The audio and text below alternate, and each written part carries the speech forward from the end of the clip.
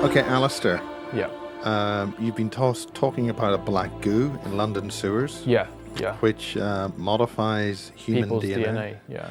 Now, a skeptic would say, you're off your fucking rockers. You're talking a load of crap. Okay. You're delusional. You got no evidence. And basically, you're just having a laugh. Yeah, but the thing is, I've got this skin. I look like a snowman in sunlight, and people comment on it. And I can speak another language, and that hasn't left me. I can still speak that language. And what about all the cases of? In other words, what I'm saying is, how would you answer a skeptic like that? Well, I'd say I've had Which is a natural response. I've had long-lasting effects from my personal exposure to sewage containing sentient fluid. Now, the point is, how do you know it contains sentient fluid? And Because I've been informed by someone who in the military. Yeah, exactly. Now, I'm just cautious because, for instance, somebody could just send anybody down here to come up with a fancy story and Sure. then make the Ammach project or my basis work look like a pile of delusional hooey. That's the basic point. I need to be careful because I do know the names of all these people, but I wouldn't want to say their names because that would be No names, no pactoral. exactly. I mean, they don't go around talking about me, so I mean, especially are you able to use a pseudonym for anybody, or is that just too complicated? I could give you a surname of the military engineer who. I mean, as soon as you mention a surname of anybody, nobody who doesn't know him anyway. But the people who do know him will know that I mean, are these guys talking tales out of school, or are you being used as a mechanism to convey this information to a wider public? I'm not supposed to disclose some of this information. However, I'm definitely not supposed to disclose their personal names. Yeah, well, we'll keep, as I say, no names, no pactoral. That's fine. I think that's fair. I'm of the opinion that the mainstream media needs to be more well informed. So I'm happy to disclose a lot of this information without naming names. But I have had contact with people very high up in the military in the US, and a UK. Are you saying NSA, or I mean, can you mention like NSA or CIA or CIA? Can you CIA. Yeah. So the CIA have been talking to you. Yeah. What about MI5? Are they sort of sitting out having a cigarette out the door, or what? I did have some contact with them. And why are they contacting you? Okay, you've got ill in a dodgy cellar in Earl's Court. That was in Gloucester Road, So which Gloucester is in South Kensington. South Kensington. The thing is, I have a family member who was MI6. Right. Okay, so you have an MI6 military family connection. Yeah, yeah. And okay, what sort of connection was that? He was intelligence.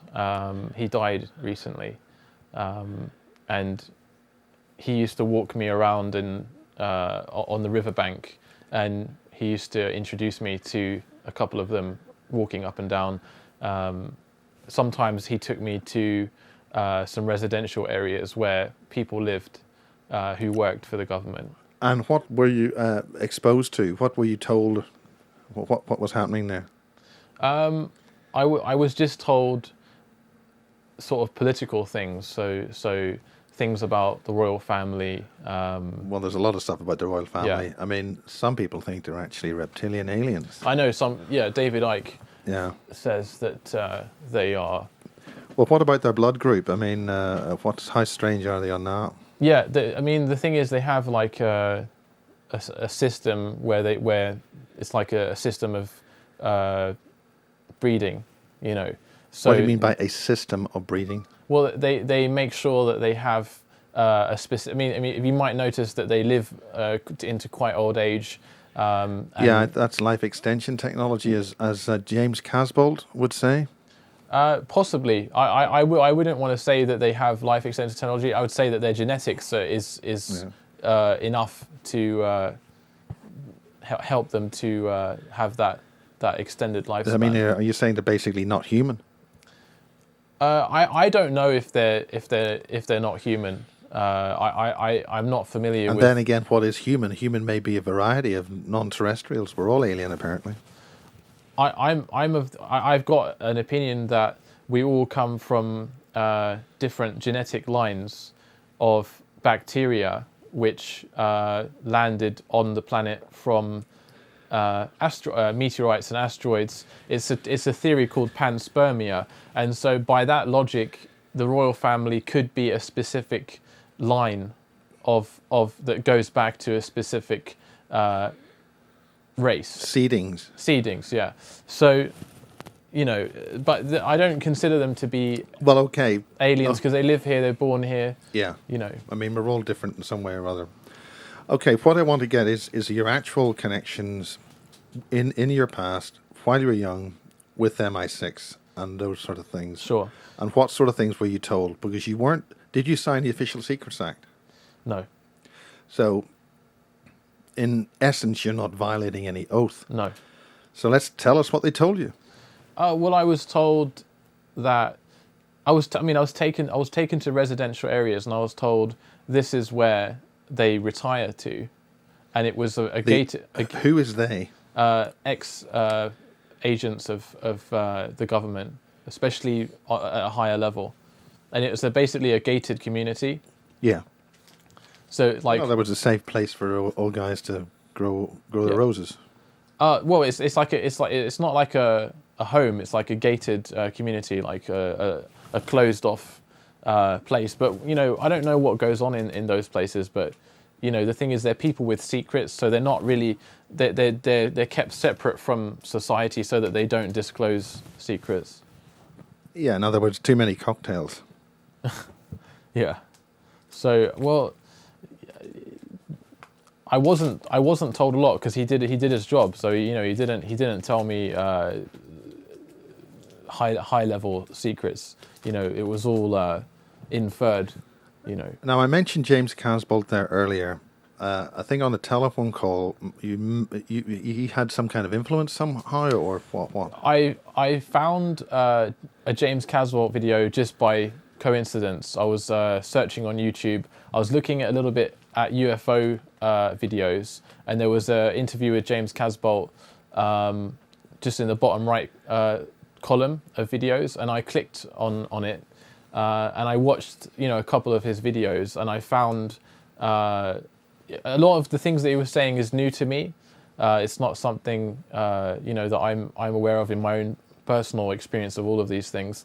However, there was one specific thing which stood out, and it was the recording of brainwave patterns. That does ring true to me because I've been the victim of these patterns being run on me. So someone has, recorded the suffering of someone else in pattern form, and then I've had it run on me. So he was talking about the recording process, but I'm talking about the situation where you actually have that used on you. In other words, the playback process. The playback process, yeah. So as soon as I heard him talk about recording of the brainwave patterns of suffering specifically, I knew straight away that there was a connection between his understanding and my experience, and it enlightened me and gave me a new name for what I'd experienced. But there was no other actual connection other than, you weren't at a base with him or anything like that. No. Okay, so let's get back to the secret, the secret, no, not the secrets, but the sort of non-secret stuff that you were explained by your friends. Yeah, it was just non-secret stuff, like where they go and live. Yeah, okay. So where does this lead you to being involved with military and going down holes and being exposed to black goo? it was a kind of a series of coincidences, but you never know with Yeah. these things. Some of these Well, things. could you explain that? Let's get you to the black goo, and then Sure. Well, I was living in this flat in South Kensington, nearer to Gloucester Road. I was staying with a family member. It was very large. It had 5 bedrooms, 2 bathrooms, and I had my own door, which led to 2 rooms, which belonged to me. And one of the rooms, both rooms were connected to the well, but one of them was built into it. you mean the room was actually part of the well? Yeah, there was a door in one room, which goes into the well, and then in the other room there's 2 windows. So when you open the windows and look through them, you're looking at the well. So it's like on top of the ground of the well. The room. But it seems this isn't a well. A well is something you get fresh water from. This is access to the underground sewage system in London. Yeah, but it's called a well for some reason. It's always. I mean, a well is a source of fresh water. This is not a well. This is access. It's a disused one. So it used to be a well. It's on a ley line, like a. So there's a particular energy line going through there. Yeah, there is. Yeah. Were there any rituals performed in this room? Yes. Yeah. There was some witches or people that practiced witchcraft that lived in the flat before we did. So there were things. So essentially, you were in a. Does that mean your relatives are witches, or? Yeah, I mean, if you go up in my family, up to the my great grandmother and stuff. Yeah, there are witches. And have they been burned at stakes and persecuted, all that kind of stuff? No, because it's not from that era. It's the more. But that would imply that you've got a genetics or a blood. What's your blood group? I don't know. I've tried to ask my mum, but she won't tell me. She won't tell you? Yeah. What else will she not tell you? She won't. She will tell me if I persist. But when I was a child, things used to fly about. Things used to. So you're psychically aware and telepathic. Is that right? At the moment, yeah. But when I was a child, apparently it was much more pronounced. And what sort of experiences? Well, things used to move, like objects used to move in the house.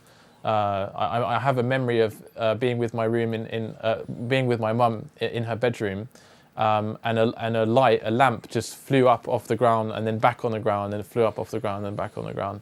And also when I was a child, when I would lie in bed, I would look up at the ceiling and I would see beings, coming towards my face and then going back up at it. What sort of beings? They were just mostly faces that would smile at me and then lunge down in my face and smile at me. I was very young though. I was about 2 years old. Were they ghosts or were they friends that you met before? I think they were from a previous life. If I think it was some sort of remnant effect from a previous life. So I'd just come into this one. So I was 2 years old, and I think that they were tailing me, my spirit. This is the intuition that I have on who they were. But they left around when I was around 3. So basically speaking, you've got a family which has got witches in it. Yeah. Witches, in other words, they have a enhanced ability in certain areas. Well, one of them was reading psychically reading movie stars, and I'll name a name. Mel Gibson. Yeah. Sinead O'Connor, who sang "Nothing Compares to You," and others as well. It's quite. It makes sense because those 2 guys have been pretty hacked up. Yeah. I mean, Sinead O'Connor was a victim of an alleged victim of abuse. I mean, she's proclaimed that. I believe she's proclaimed that. She's tore the picture of the Pope up on US primetime TV. Well, she used to come and see my grandmother for help. But in that regard, on all of her problems, she used to share with my grandmother. Right. Well, that's a sort of a private thing, but it's a public thing now. But and Timothy Dalton, who played James Bond, was another client. So would you mix with those sort of I showbiz? used to come out of my bedroom and walk into the kitchen, and sometimes I'd be called in and I'd be introduced to some sort of movie star or pop star. Did this? Did they have any other things involved with them? What, these people? Yeah. Well, no, they were involved in the occult and rituals and things like that. You know. And what do you mean by rituals? You know, like magic. You know, witchcraft and. I mean, were you boiling babies and stuff like that? Nothing like that. No. Really horrendous dark stuff. No dark stuff that I'm aware, anyway. Yeah. So essentially, you've got a background of psychic connections with witchcraft. You then shoved down miraculously you're in the military. You've got military connections. They're putting you in an apartment which has got a connection with the underground system, which has got a strange biotic oil. Yeah. And strange creatures. Yeah. Now, I have encountered, or we have reports of encounters with some kind of spider creatures. And also there are some people who are abductees have a sort of a centipedal type implant placed into them. Any connections with anything like that? A centipedal type insect grabbed my face, but it was black and shiny. And I grabbed it with my 2 fingers and I pulled it off and looked at it, and it was doing that. And then I threw it on the floor and I ran out of the room because it was, you know, it was unlike any other insect I've ever seen on television or in books or in life. How big was it? This long. And about that thick. Was a bit thinner than my finger. How many legs on each side? Was it symmetrical? It was symmetrical. A lot. It had a lot of legs. You know, not thousands, but you know, it was like a lot of legs. You know, it was very unusual. I mean, it was centipedal. It was long. It was narrow. It had lots of legs. And this was in this room. This was in one of the rooms connected to the sewage well. I peeled it off my face and threw it on the floor. You know, I looked at it. I held it between my fingers and looked. What color was it? Black, shiny, jet black, shiny. That's not entirely strange. Maybe there are big things like that in the Brazilian jungle. I mean, maybe stuff like that's got out. Possibly. Why do you attribute that to something different? Because the color of it. It was shiny, jet black, and it had grooves on its back. You know, you can tell when something's. It was so strange that I didn't go in that room again for about a month. Well, I can't possibly see why. I mean, perfectly harmless, multi-legged thing crawls up on you. No, it freaked me out. It did? Yeah. I'm amazed. Anybody else would just go in there immediately afterwards and probably make friends with it. And the thing is, I was quite young when that happened. I was about 14. You know, I was still living in that place when I was 14. But no, that thing was creepy. No, but are you saying that you had the black oil thing when you were 14? No. I was still living in that place when I was 14. But later on is when it happened when I was 19. Well, you moved to a different room. Was this the same apartment where you get access to the tunnel? Yeah. So how? Okay, I just want to get any detail in any of strange creatures of a particular type, or what that were in those tunnels.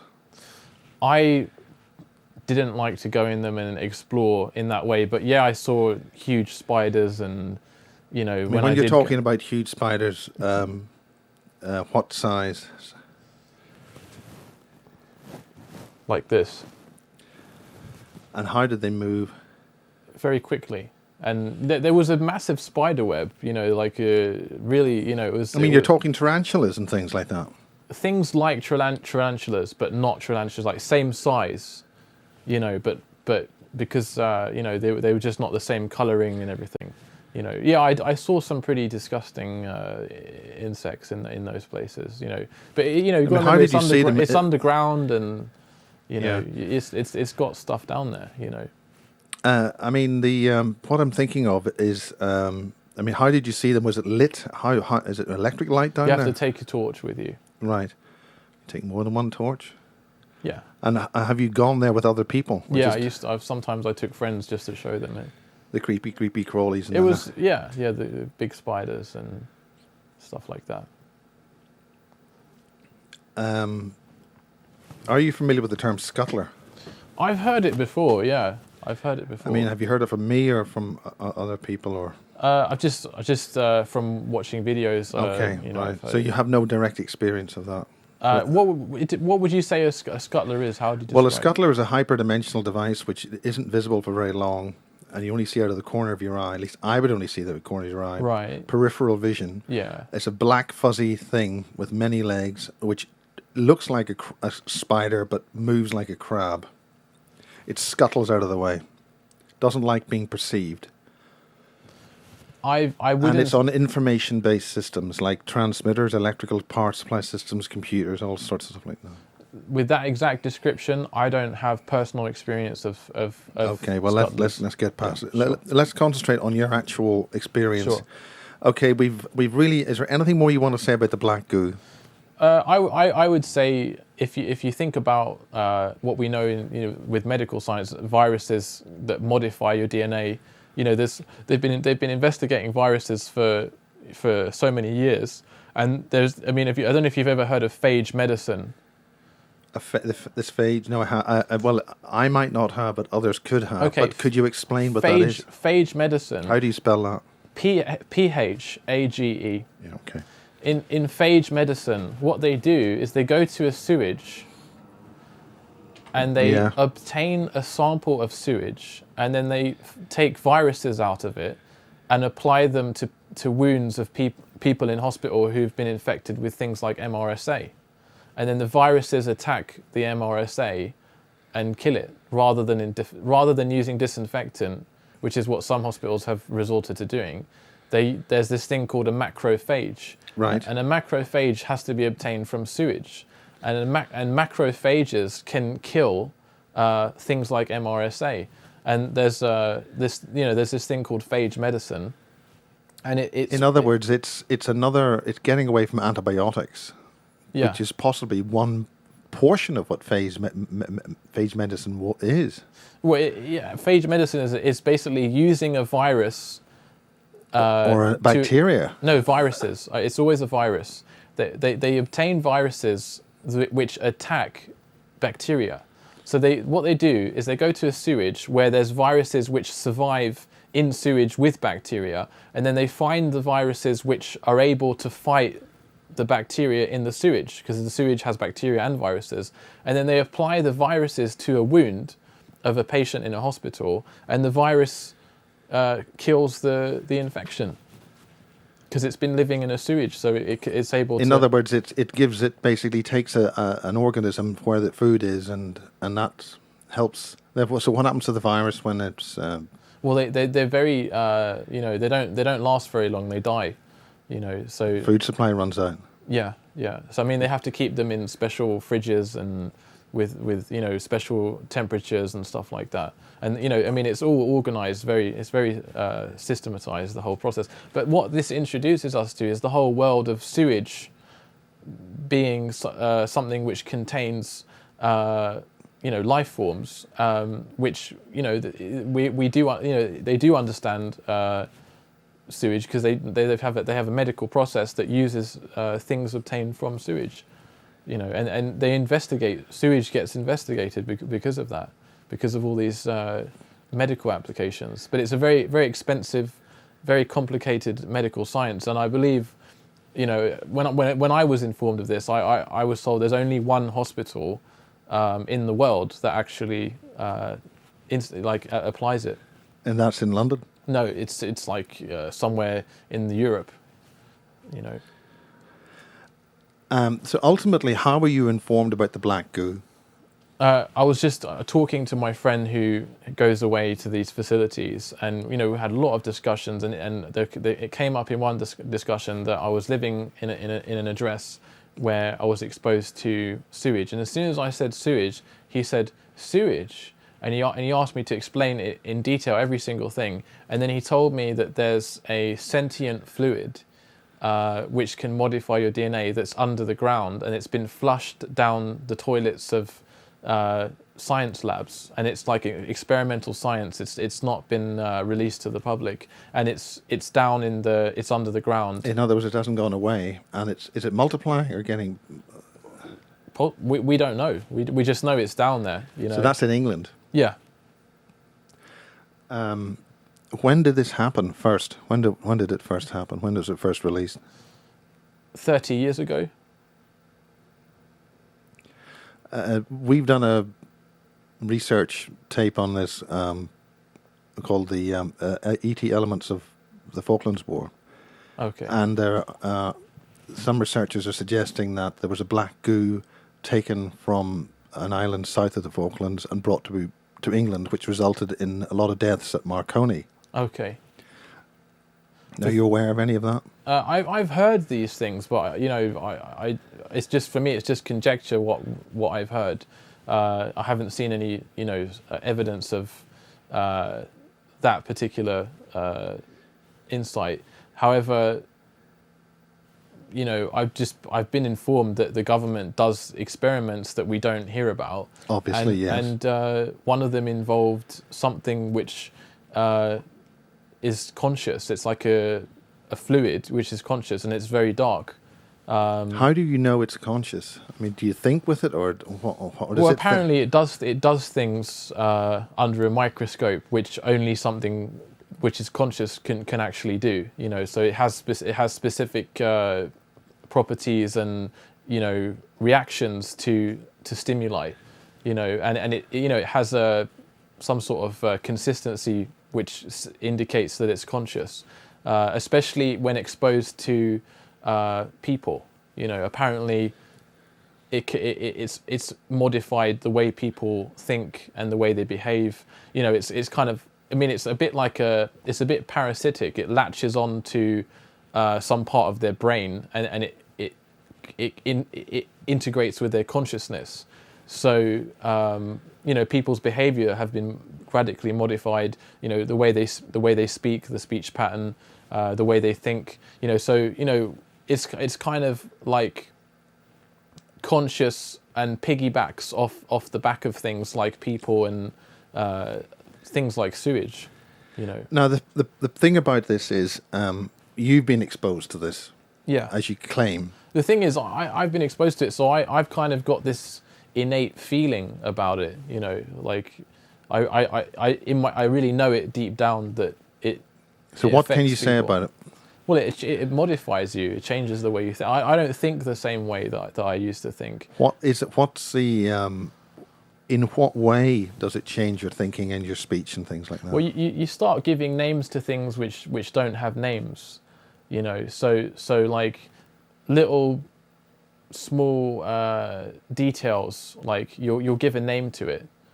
So like a specific thing that you've noticed that someone does, like a specific behavior. You give like a succinct name to it in your mind. And can you give an example? Yeah, it's like, for instance, questions. I'll give you an example. One of the things that I compartmentalized in my mind, which is one of the symptoms. Questions, the amount of energy it takes to ask a question and the amount of energy it takes to hear the question and answer it isn't exactly the same. So, for instance, there's like what I call vampire questions or vampire statements. So they're questions or statements which they don't take much energy for the person to say them, but the amount of energy it takes for the person to hear and answer them is much more. So the person is able to drain someone with these kinds of questions. Well, I think the it's called a psychic vampire. Yeah, exactly, a psychic there are vampire. certain people who will drain others by simply, on a telephone conversation. At the end of it, you sort of feel, oh God, really drained. Yeah, because there's a ratio. So there's an amount of energy it takes them to ask you the questions and make the statements that they're making, and then there's an amount of energy it takes you to hear and respond. And if they're out of whack, then the vampire, the energy vampire, is able to drain you just verbally. but there's So are you suggesting that that's what that's what the black oil does? The black goo does? it does drain you. It drains your energy, but I don't think it drains your energy like a psychic vampire. It just drains you because it's modifying you, and it's doing things to your body which make your body tired. You know, because it's basically doing surgery at a very nanoscopic level. You know, so but what as an example, you know, I just named the vampire questions and statements things. That's like compartmentalizing a type of question or a type of statement. It's a way of thinking where you're naming things and you're becoming conscious of things which aren't necessarily always conscious. Another, you know, as an example, if someone is you know, if we're talking energy vampires, if someone's pointed towards you, they're sort of focusing on you and giving you energy. You can kind of feel energy. But if they're pointed away from you, the energy kind of goes away from you, and it can actually slightly drain you. So like pointing towards someone is putting a focus on them or an energy. And if you point towards someone like this, you know, for a few seconds and then point away from them, there's a change in the way they feel, because it's like a non-verbal energy tron. Well, you sort of feel you feel a disconnect. Yeah, there's a disconnect. There's a connect. There's a disconnect. But these are all things that I'm quite conscious of and have names for, because I naturally now notice things and give a name to them and compartmentalize them in my mind. So my mind has all different And the black goo has given you that knowledge. Yeah. I mean, it's very complicated. What goes on in my head. You know, there's all different. Can you explain that? There's all different compartments for things. So there's a compartment for, you know, body language and non-verbal interactions between people. There's another compartment for personality. So there's all different types of personality compartments. So if I see someone do a specific thing, it goes in a compartment. Oh, that's the type of person that thinks like this and does this, and there's all these different compartments in my mind, but they weren't there before. They grew. Are you accessing, or is the black goo accessing another consciousness? Is it essentially using you as a window? What I intuit is that it's modified my thinking via you know, genetic modification, and my brain thinks in much more in patterns now. So things get compartmentalized. It might, you know, it could be that there's additional levels of consciousness that are present from the sentient organism, which is like sort of plugged into my body. So there's my consciousness, and there might be like an additional consciousness which is connected to my one, which gives it a boost. Now, what evidence do you have it's done anything with your DNA? Well, I don't have. How can you say that? In other words. Because first of all, viruses modify DNA. So if I've breathed in all these different airborne viruses from the sewage, that could have modified my DNA. So this is a could have, it's not an actual. Well, I've been told by a friend of mine that it definitely has, but you know, that's... Who's the friend? The one that stays in the facility with the white walls and everything. But he, you know, he's told me... That's NSA or CIA? This is UK, so it's like an underground military operation. So it isn't any of the main... See, you said it was in Switzerland. I thought the White Room was in Switzerland. Yes, but he's based in the UK. So, and he flies out, and there's all groups in the UK that he... Are they all human? I hope so. Is he dealing with any non-humans, in other words, at this base? He says that he's had contact with extra-dimensional beings. I've been with him in the street, and we've had people surround us with cameras, with mobile phone cameras, and filming us. And then we've had to do this weird chant thing that he told me how to do.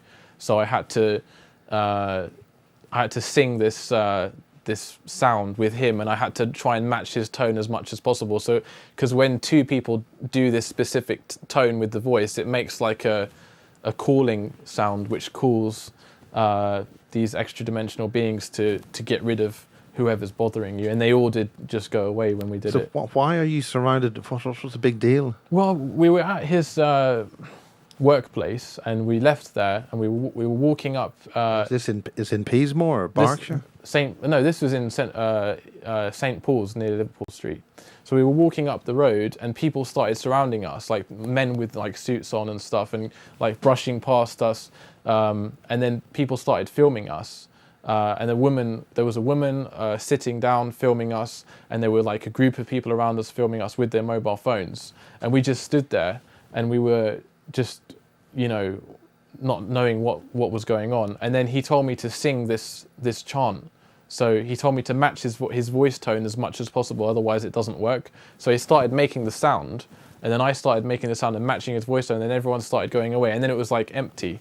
And the weather sort of changed as well. Now, what exactly attracted these people from the City of London to start taking pictures of? We weren't doing anything strange. We were just walking. There must be something remarkable that all those people should react in unison like that. Yeah, we still don't know.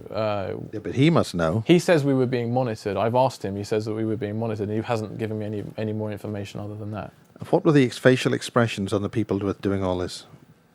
Just normal, just stoic. Was it just if you're walking down the street naked or something? We were just walking, dressed normally. We weren't shouting. Yeah, but what I've sent. We were talking about things. We were talking about extraterrestrials and.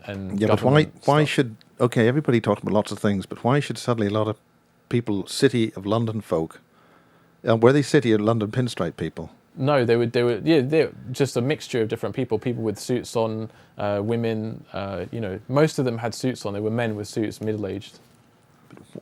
Why should they respond like that? What are they recognizing or seeing in you that makes them want to do that? Well, we're not sure why it happened. I mean, even now when I see him, I say, what was that? Was your tail showing at the time? No. We're not extraterrestrials, we want to know what's going on as much as anyone. There must be some reason. Surely your friend or somebody must have explained why you have to do this thing. There must be something which is different. He says we were being monitored. Okay. And he says that there are beings, all these interdimensional beings, and the government knows all kinds of things, and he makes reference to these things. I haven't got much more information than that from him on that specific day. And when was this? It wasn't that long ago. It was a few months ago. I mean, was this anything to do with the Occupy movement? It wasn't during that, but it was after that. He's connected with those people as well. The Occupy movement. Yeah. I mean, some people are suggesting the Occupy movement is an intelligence operation. It's George Soros. It's like a New World Order front. Well, that's what I thought it wasn't. That's what I thought, something like that. And I said that to him, but he says no, it's not. They're making a difference, with the problem with the bankers and stuff. He doesn't like bankers. And it was all banker types doing all the video. Yeah. He's probably,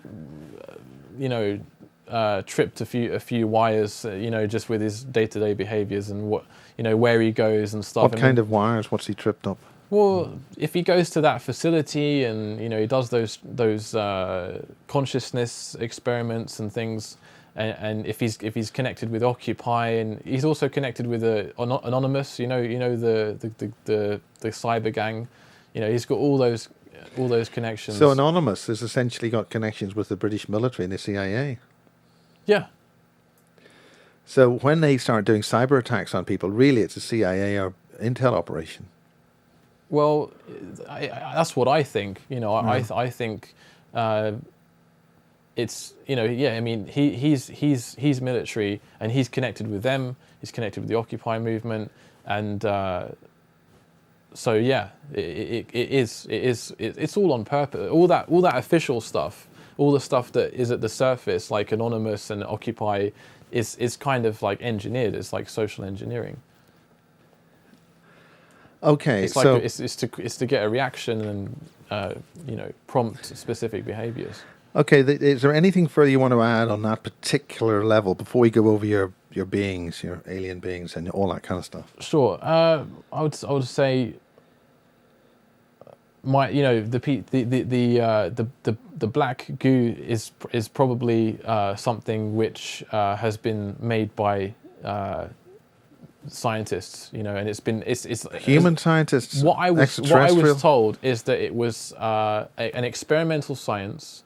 It didn't, it wasn't going to make any money or anything like that. It was abandoned and thrown away, and it's in the process of being thrown away that it's ended up in the sewage system. And the things that it does are unintended, so it's not something that is like intended by the government or anything like that. It's like an accident. The old unintended consequences problem. Yeah, it's an unintended thing. That's what I've been informed.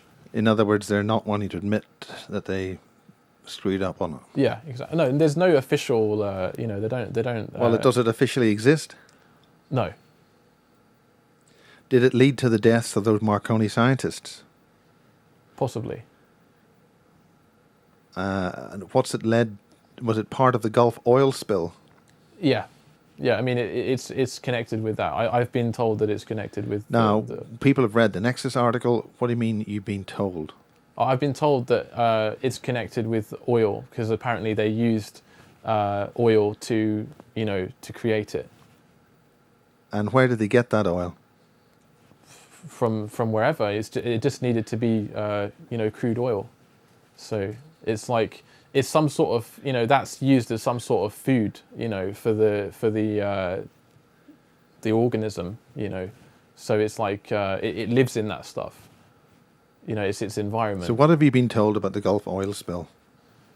Nothing more than anyone else, other than oil can contain this organism. So if it spills somewhere, then that means that the organism is in the oil and it's gone into wherever it's spilled into. So does this mean that by having this kind of oil in our cars, we are actually liberating this kind of stuff from the medium of the black oil to an atmospheric contaminant?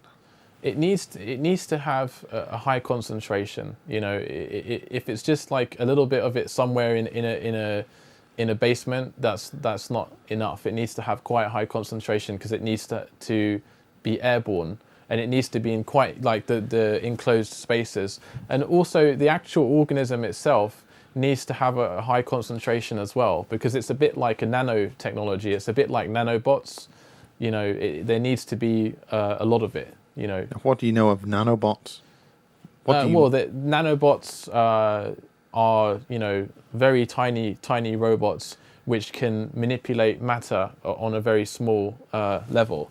And now, is this something that you know or told? I just know that about nanobots. But I know that this sentient fluid is related to nanotechnology because it operates on some of the same principles of nanotechnology. So it can manipulate things at a very, the reason why it's so potent is because at a very microscopic level, it's able to manipulate things. So that's why it's dangerous if it goes up your nose and it goes in your brain, because it can modify things. Now, why would it go up your nose? Well, if it's latched onto something which is airborne, you've breathed it in, and then it's gone in your blood, and then your blood's gone around, and it's lodged itself somewhere in you, and then it can start, working on your body over a period of time. Okay, is there any final words you want to say on the black goo and anything that's related to it, or anything else you want to say with regard to that? Well, I don't think it's a big risk to people. I think people shouldn't be running down the street screaming. No, definitely not. You need to be exposed to it. There needs to be high concentrations of it. It needs to be in an environment where it can do its work. I mean, what about sewage workers for credit? No, they are. Yeah, of course. No, they are. People that breathe in sewage, especially in London, are they're at risk. They should. And what consequences does this mean? They wear the protective things, so it's fine. Consequences, I don't think it's a common problem. I don't think people commonly get exposed to this substance. I think I'm a very rare case, and the things that it's done to me, I don't think it's a very common. In a laboratory with test subjects and things like that, Yes, like with government facilities and things testing these things. So, I mean, they have been using human guinea pigs to test this on. Of course. Yeah. And what's happened to those? Just changes in their intellect and their behavior. So, I mean, it's a bit like a parasite. It attaches itself to your neurology, and it just modifies your behavior. It's behavioral modification, But it's a behavioral modification that it has an agenda for, not us. Yeah, it's an accident, and it's it's a technology that's been flushed down the toilet. And it's not going away. It's doing its own thing, But I don't think it's a big risk. And it's modifying other life forms. I mean, definitely. Yeah, I mean, it can do what it wants down there. So, So this is ultimately going to come back and bite us in the ass, so to speak. Yeah, yeah. Is this what you've been told by the military people that you're connected with? Yeah, one of them in particular, yeah. What's the time scale on this? What, of how long this has been going on? Yeah. Oh, decades. It's been going on for decades. But what's the time scale on it biting us in the ass? Well, when it's going to be a problem for us?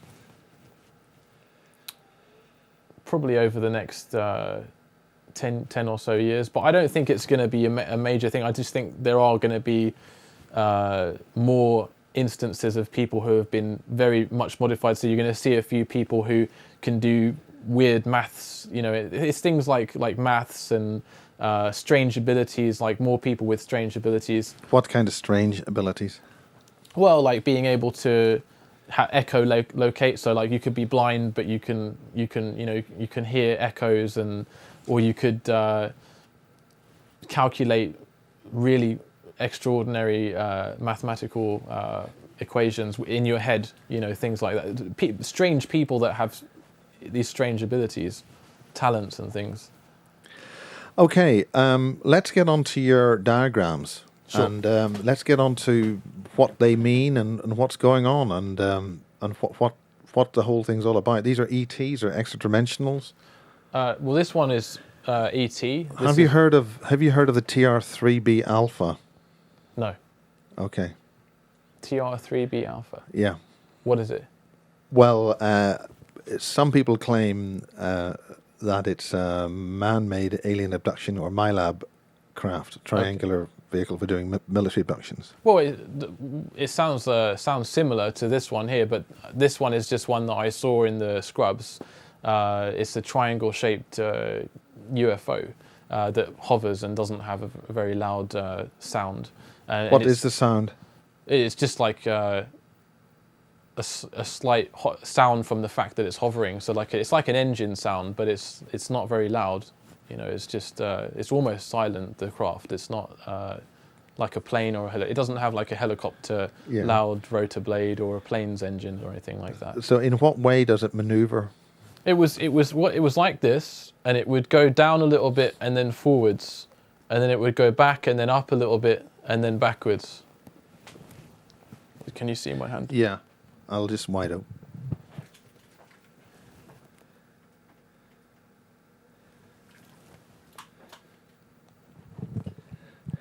So it maneuver. Yeah.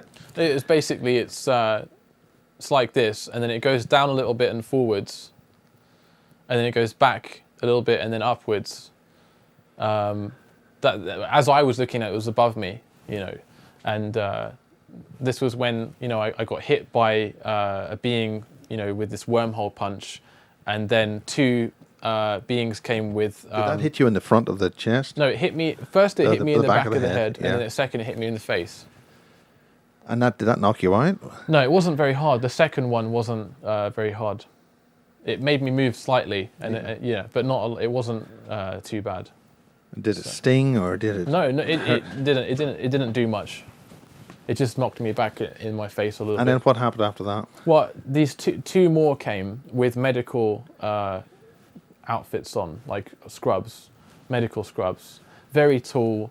What do you mean medical scrubs? They were wearing like overalls, medical overalls, and they were just looking at me, and they made me freeze so I couldn't move. These are non-humans.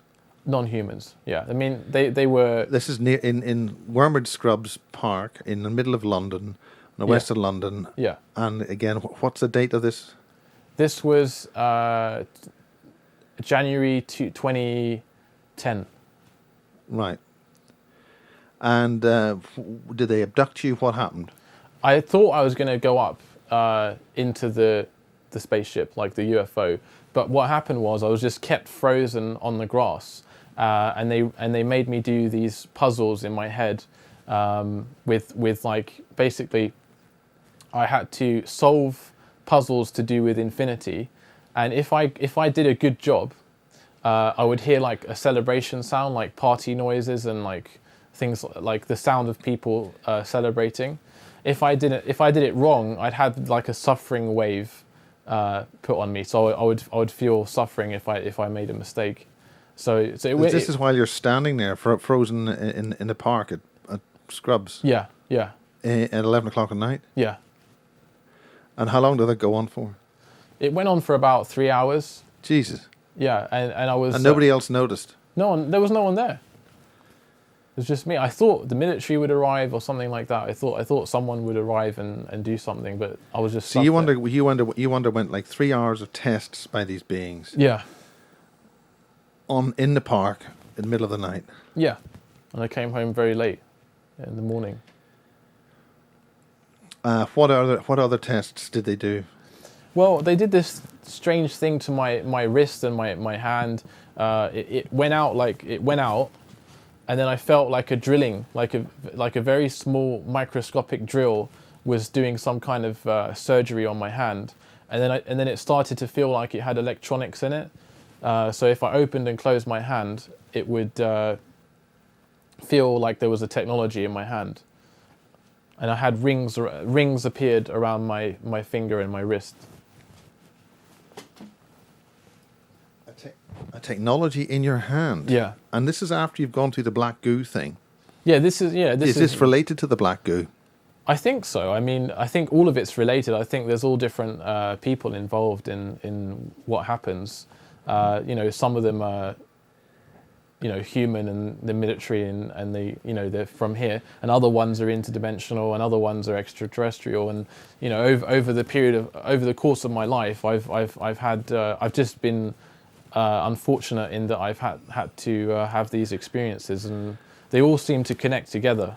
So in my mind, in 1 year I have certain things happen, another year I have other things happen. I also seem to meet people, sort of just in the street. Like a woman stopped me in the street and started talking to me, and then it turned out she had a friend who lived in the Scrubs who has alien contacts, and she's got a balcony or something, So like Wormwood Scrubs is still a prison, yeah? Yeah, there's a prison there as well. Yeah. So are they using the prisoners with the aliens? Well, that's what I've been told. I mean, there's a woman that lives in the Is there a particular category? Go ahead. There's a woman that lives in the Scrubs who's had alien contacts for ages. She's 60 years old, and that I met a woman who knows her just in the street. She came up to me in the street and started talking to me, and I thought she might be like a government agent or something, because you never know. And I still don't know actually, but she's asked me many questions about this stuff, and this is just a random. What do you mean stuff? About my experiences with ETs and extra-dimensional. She knows about the sewage thing as well. She uncovered that. But it's someone who stopped me in the street, started talking to me. In broad daylight. In broad daylight, yeah, and took my number. Outside the Scrubs. No, this was in Shepherd's Bush. Shepherd's Bush. Yeah, she took my number. She near the texted BBC.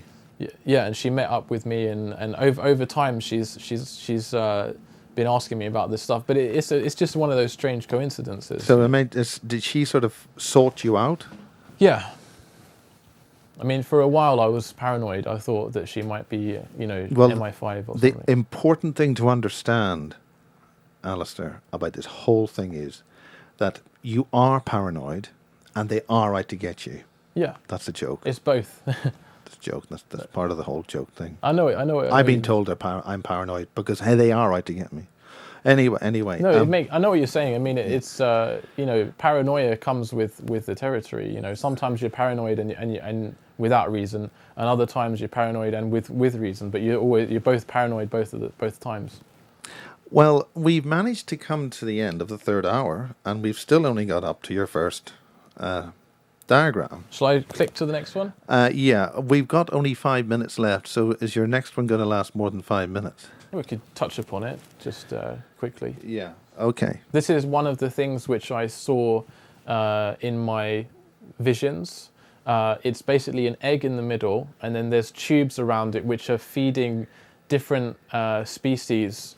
They've all been modified genetically, but they're different species, and one of them is going to be the one to fertilize the egg, and it's going to be the strongest, best, most intelligent, most adaptive. Now, what do you mean by species? What's in these tubes? What? They're all different aliens. The different species of different aliens. Such as? Can you list them? I mean, you've written on the diagram, but it's not tremendously clear from what I can see. Okay. So could you? I think actually, because we're running out of tape on this, we will. We'll recommence with this still in the next minute or two. Okay. We'll take a break there. Sure.